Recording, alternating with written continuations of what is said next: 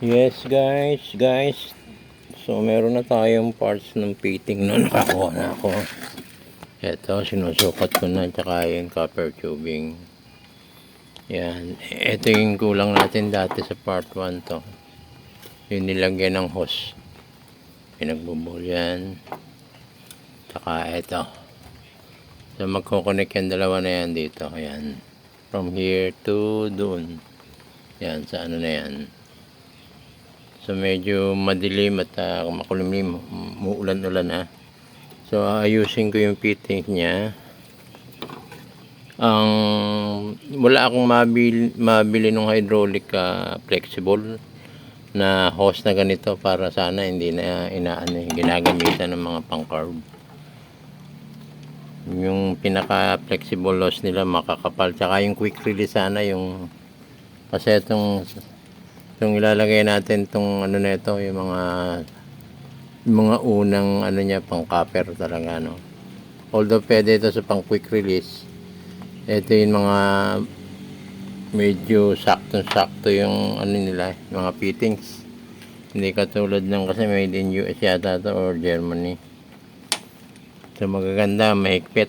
Bago ko ito, yan ang pinaka lock niya. Dapat airtight na eh. Yung mga local, maluluwag yan eh. So puputulin natin. Pupunta na lang ako doon.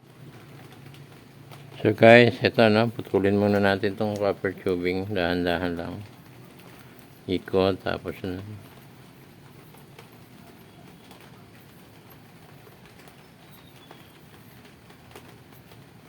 Yung bibiglayin kasi magko-close yun ano eh.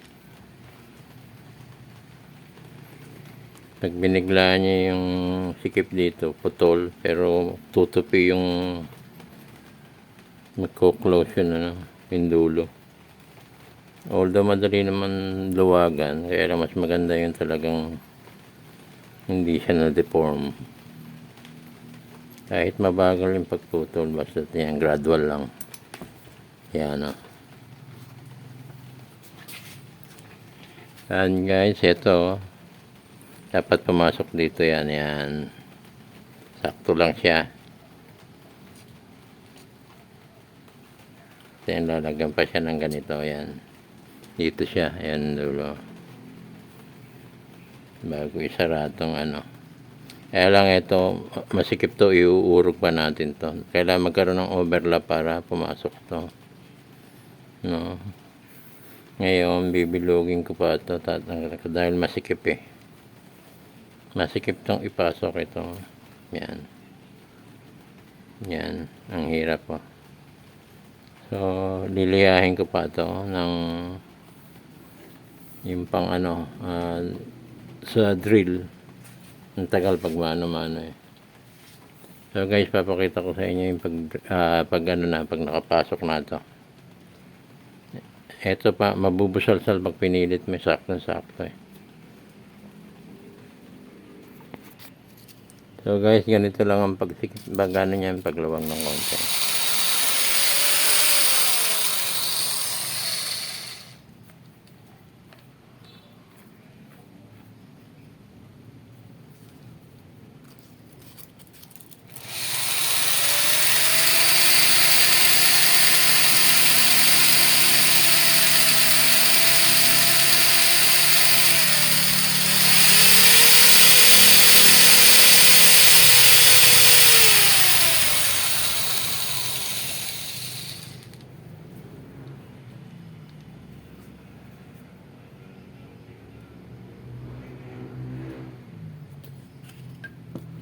Salit-salitan pag tapos na magaspang itong pino naman.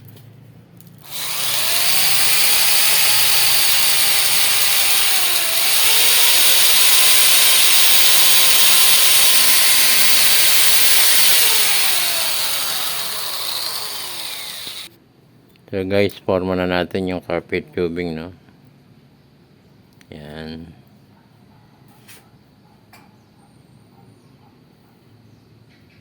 Para walang carb dito sa ano, maganda ang daloy ng hangin. Yan. So meron nagkaroon ng konti. Medyo nabigla. Pwede na yan. And then, pag ganon, sukatin natin muna. Okay, itong kabilang dulo naman guys na. Yan.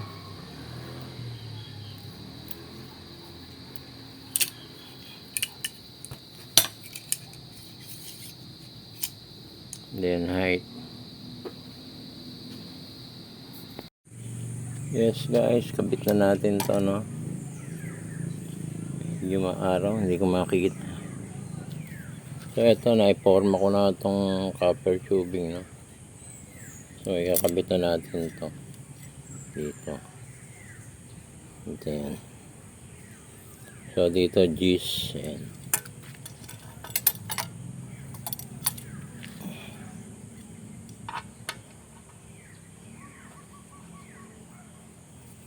Okay.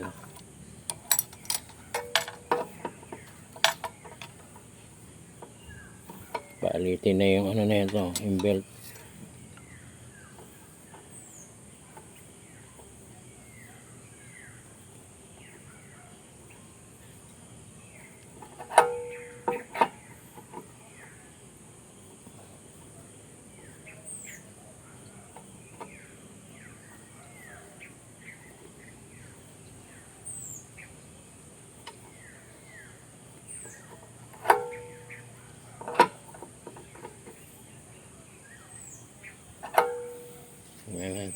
Huwag muna natin sa maputol.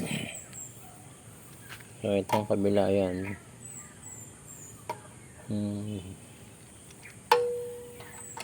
Okay, kabila naman nasa taas lang ito. Sa baba guys.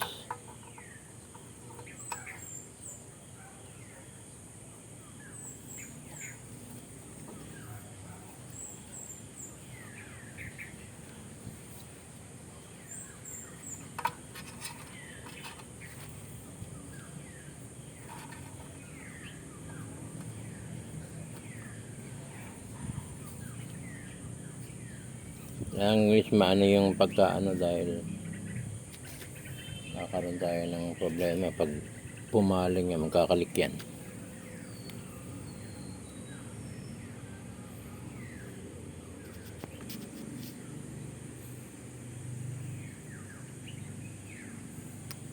So yun na una G's, no. Ito 12 naman yung nasa copper tubing.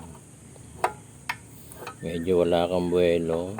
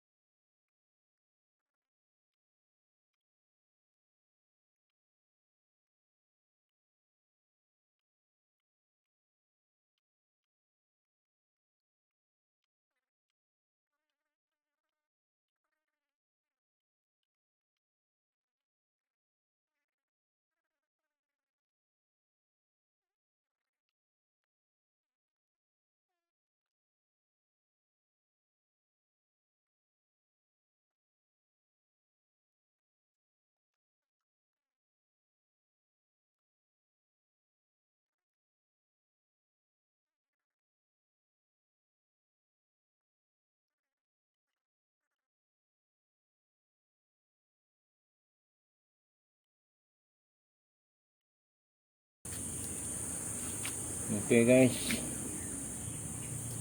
so pwedeng banda rito, pwedeng okay na dito. Yes, so check na natin kung aangat to.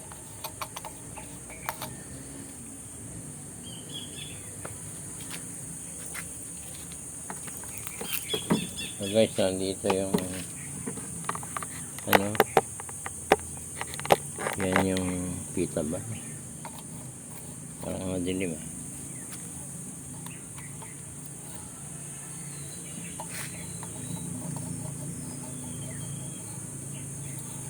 ngayon loob ba madilim? So guys, dito na ako tututok na kung magkakarga. So fire na natin guys. Ito natin ha.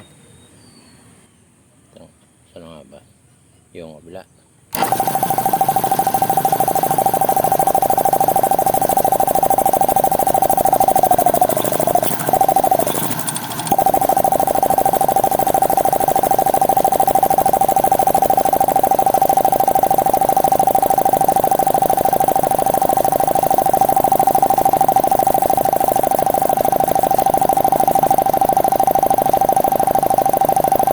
So guys, going up.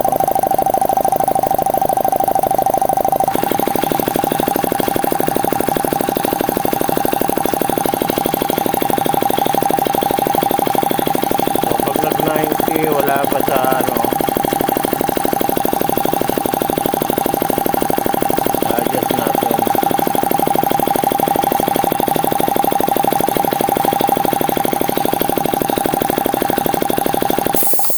Ayun, nasa 90. So guys, natubigan sa 90, okay pa. Ngayon, obserbahan natin kung bababa siya ng ano, kung may singaw. Pag hindi, naglalagay lang tayo ng bubbles na sabon sa lahat ng ano. Baka meron tayong hindi nasikipan. Tulad nito, hindi ko nasikipan. Pero okay naman siya. Serve muna natin.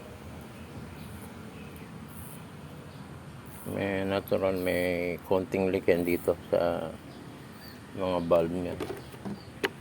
Yan, kadalasan dito yan, sa bukasan. Pero yung sa mga fitting, sa pag hinigpitan mo yan, okay na yan.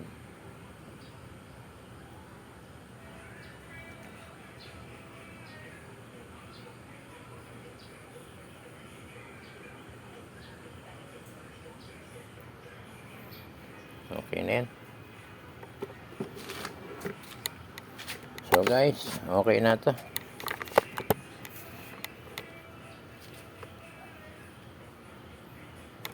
Malinis na lang, and then linis na lang. Hindi naman pag pinapintura mo pa ito at ano, then ibebenta kasi ito talo pag tinastos mo ng pintura lahat wala ka nakitain. So thank you for watching guys, and please subscribe and support my channel. Bye.